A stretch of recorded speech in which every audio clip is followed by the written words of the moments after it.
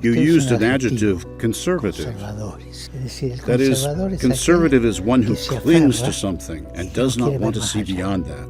It is a suicidal attitude. We're reporting live on a shocking claim sending shockwaves through religious communities worldwide. Multiple sources claim that Apollo Quiboloy, the self-proclaimed appointed son of God, directly challenged Pope Francis's authority in what could be the most dramatic confrontation in modern Catholic history. But what really happened behind Vatican walls during those crucial moments? As rumors spread and witnesses emerged with conflicting stories, this unprecedented clash between two of religion's most powerful figures has left millions questioning everything they thought they knew about faith and leadership. Recently leaked documents from inside the Vatican hint at an even darker truth hiding beneath the surface. Vatican documents expose religious showdown. Deep within the marble halls of the Vatican, an extraordinary story has been unfolding since early December 2024. According to three high-ranking Vatican officials who spoke on condition of anonymity, Apollo Quiboloy, the controversial Filipino religious leader, reportedly managed to secure an unscheduled meeting with Pope Francis through what they describe as unconventional channels. What happened next has become the subject of intense speculation and debate among religious observers worldwide. Sources claim that Quiboloy, dressed in his signature white suit, despite strict security protocols, he allegedly gained access to a private area near the Pope's residence, a feat that has left Vatican security experts baffled. During what was supposed to be a routine afternoon, Pope Francis reportedly found himself face-to-face with the man who boldly proclaims himself the appointed Son of God. The meeting, which sources say lasted no more than 15 minutes, quickly escalated into what one witness described as the most tense exchange these walls have ever witnessed. Quiboloy allegedly challenged the Pope's interpretations of divine authority, claiming that he alone held the true key to salvation. According to one source close to the papal office, the Filipino preacher produced what he called evidence of divine appointment, a series of documents and prophecies that he insisted proved his supernatural calling. But here's where the story takes an unexpected turn. Cardinal Tagle, who happened to be in a nearby chamber reviewing synod documents, reportedly heard the commotion and intervened. As the highest-ranking Filipino Catholic leader, his presence added another layer of complexity to an already explosive situation. The cardinal, known for his diplomatic skills, found himself in the unprecedented position of mediating between the head of the Catholic Church and a controversial figure from his homeland. What makes this encounter particularly intriguing is its timing. Just days before this alleged confrontation, the FBI had intensified its international manhunt for Quiboloy over serious criminal allegations.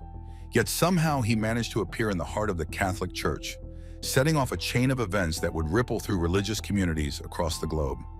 Vatican insiders whisper about the Pope's response to Quiboloy's challenge. While official channels remain silent, sources suggest that Francis's words that day may have forever changed the landscape of religious authority in the Philippines. One witness claims the Pope's response was so profound that even Quiboloy's loyal followers appeared visibly shaken. The most compelling detail, however, comes from a leaked internal memo dated December 10, 2024.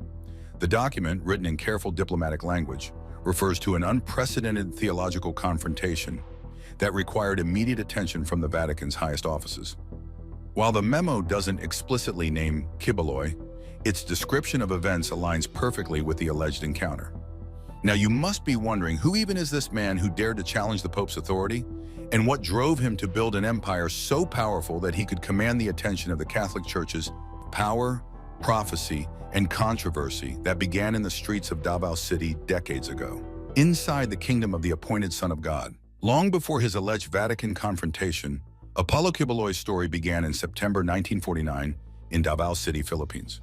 Born into poverty as the youngest of 9 children of Jose and Maria Quiboloy, his early life offered no hints of the empire he would later build.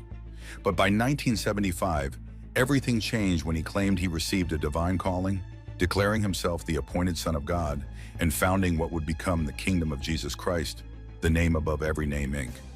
From a humble congregation of just 15 members, meeting in a small Davao City building, Quiboloy's organization exploded into a religious powerhouse claiming 6 million followers across 32 countries. His Kingdom of Jesus Christ headquarters, perched atop the slopes of Mount Apo in Davao, spans a staggering 800 hectares, This sprawling compound features the Jose Maria College and even its own television network, Sunshine Media Network International. There is no apocalypse in Quiboloy's message, no rapture or final judgment. Instead, he preaches that he is the model of Christianity. Quiboloy's rise to prominence came with extraordinary claims that captured public attention. He asserted his ability to stop earthquakes through prayer, claimed ownership of the universe, and declared that those who opposed him would face dire consequences. His influence extended beyond religious spheres into Filipino politics, forming a close alliance with former President Rodrigo Duterte, serving as his spiritual advisor, and even providing the use of his private jet during Duterte's presidential campaign. This may be the most beautiful spot in the Philippines, and it's paid for by people who live on $2 a day. So how do you justify your lifestyle? I mean, your watch could probably feed 100 families for a month. If it's not God's will for me to have these things I have, you can take it away. It is God's will that we follow. The kingdom's financial empire grew equally impressive. Through what Quiboloy calls love offerings, his organization amassed significant wealth, operating businesses ranging from radio stations to coffee shops. His followers, known as kingdom citizens, often donate significant portions of their income to the ministry, believing it ensures their spiritual salvation. But perhaps most striking is Quiboloy's elaborate theology. He teaches that the Philippines is the New Jerusalem and Davao City, the new city of God. Kingdom citizens must attend services 3 times daily, participate in overnight prayers, and follow a complex system of religious obligations. The organization's reach extends through education and media. The Jose Maria College, named after Quiboloy's father, provides education from elementary through college levels, while SMNY broadcasts his messages 24 hours a day. His television programs, translated into multiple languages, reach audiences from the Philippines to Africa, spreading his message of being the owner of the universe and appointed Son of God. Through carefully orchestrated religious gatherings called Grand Thanksgiving celebrations, Quiboloy built a devoted following. These events, held in massive venues including the Philippine Arena and his own King Dome, feature elaborate productions combining religious ceremony with entertainment, often lasting several days and drawing hundreds of thousands of attendees. His influence peaked during the Duterte administration, when his media network gained unprecedented access to government officials and his religious organization received special privileges. This period saw the Kingdom of Jesus Christ expand its operations significantly, establishing new compounds and broadcast facilities across the Philippines. Yet beneath this facade of religious prosperity and political connection, troubling questions began to emerge. Former members started speaking out about their experiences within the organization, describing strict control over members' personal lives, required donations, and questionable practices. These whispers would eventually grow into something far more serious, catching the attention of international law enforcement agencies. As Quiboloy's empire reached its zenith, with compounds across 3 continents and a media network broadcasting globally, few could have predicted the storm that was about to break. What dark secrets lay hidden behind the glossy exterior of this religious empire? And how did a man who claimed to own the universe end up on the FBI's most wanted list? Now, police in the Philippines have arrested a celebrity televangelist wanted by both US and Philippine authorities for child sex trafficking. Apollo Quiboloy surrendered to police after a 2-week search of his 30-hectare estate in the city of Davao. A manhunt across borders rocks the religious world. The facade of Apollo Quiboloy's religious empire began to crumble in November 2021 when the United States Department of Justice dropped a bombshell. A 42-page federal indictment charging him and several key kingdom officials with conspiracy to engage in sex trafficking by force, fraud, and coercion. The FBI placed him on its most wanted list, offering substantial rewards for information leading to his arrest. The indictment revealed disturbing details about the alleged operations within the Kingdom of Jesus Christ. According to federal prosecutors, young women, some as young as 12, were recruited as pastorals, personal assistants who were allegedly forced to perform night duty with Quiboloy. These victims were reportedly told their compliance was God's will and that defiance would mean eternal damnation. federal investigators uncovered an elaborate system of human trafficking spanning multiple countries. The organization allegedly used fraudulent charitable organizations as fronts, securing visas for church members who were then forced to solicit donations across the United States. These workers, known as full-time miracle workers, reportedly had to meet strict daily quotas, working long hours in various weather conditions. The money collected, investigators claim, funded Quiboloy's lavish lifestyle, including private jets and luxury vehicles. The criminal enterprise allegedly extended beyond sex trafficking. Prosecutors detailed a sophisticated money laundering operation, with funds moving through church-controlled charitable organizations and dummy corporations across the Philippines, United States, and other countries. Between 2014 and 2020, investigators traced over $16 million transferred from U.S. accounts to church-controlled accounts in the Philippines. The investigation revealed a complex system of control and intimidation. Former members who cooperated with authorities described how passports were confiscated, communications monitored, and threats made against family members. Those who attempted to leave faced harassment, surveillance, and in some cases, physical violence. In January 2024, Philippine authorities raided several kingdom properties, discovering hidden rooms, surveillance equipment, and documents detailing international money movements. However, Quiboloy himself remained elusive, reportedly moving between secure compounds and safe houses across Southeast Asia. Despite international arrest warrants and extradition requests, his close political connections in the Philippines complicated enforcement efforts. The scandal deepened when investigators uncovered links between the kingdom's media network, SMNY, and alleged disinformation campaigns. The network, while continuing to broadcast Quiboloy's religious messages, allegedly served as a platform for attacking his critics and spreading conspiracy theories about the investigations. Perhaps most shocking were the testimonies from former high-ranking kingdom officials who came forward. They described elaborate security protocols, secret communication systems, and a network of loyal followers who helped maintain Quiboloy's hidden movements. One former security chief detailed how the organization used its media operations and political connections to discredit investigators and intimidate witnesses. The international manhunt intensified throughout 2024, with reported sightings of Quiboloy in Malaysia, Indonesia, and even Brazil. Interpol issued a red notice, making him one of the most wanted religious figures in recent history. His private jet, once a symbol of his prosperity gospel, became a focal point for investigators tracking his possible escape routes. As law enforcement closed in, the Kingdom of Jesus Christ faced internal turmoil. Some loyal followers maintained Quiboloy's innocence, claiming persecution by Western authorities. Others, confronted with mounting evidence, began questioning their decades of devotion. Local congregations split, properties were abandoned, and the once mighty religious empire showed signs of fracturing.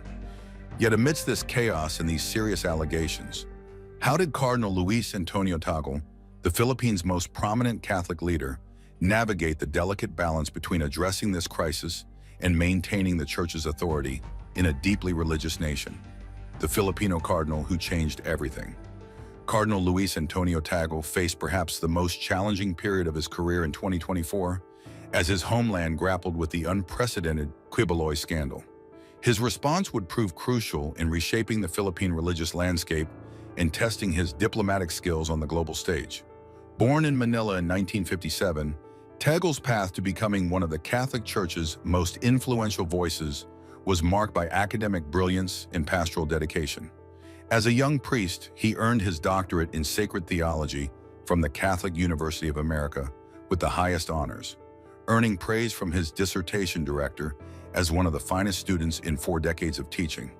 His appointment as pro-prefect of the Dicastery for Evangelization in 2019 made him the highest-ranking Asian in Vatican history. Known for his progressive interpretations of Catholic doctrine while maintaining traditional values, Tagle earned the nickname the Asian Francis for his similar approach to the Pope's emphasis on mercy and dialogue. When the Quiboloy crisis erupted, Tagle took an unexpected approach. Rather than directly confronting or condemning the controversial religious leader, he focused on strengthening local Catholic communities. Under his guidance, the Catholic Bishops' Conference of the Philippines launched an unprecedented pastoral program, addressing spiritual exploitation and religious manipulation, without explicitly naming Quiboloy's organization. His most significant intervention came through a series of carefully worded pastoral letters addressing the broader issue of false prophets and spiritual abuse. These letters, released throughout 2024, provided guidance to Filipino Catholics while avoiding inflammatory rhetoric that could escalate tensions. In a groundbreaking move, Tagle established a special commission within the Filipino Catholic Church dedicated to supporting victims of religious exploitation. This initiative, the first of its kind in Asia, offered counseling, legal assistance, and spiritual guidance to those leaving high-control religious groups, while maintaining strict confidentiality to protect vulnerable individuals. Working closely with Vatican officials, Tagle helped develop new guidelines for identifying and addressing religious exploitation.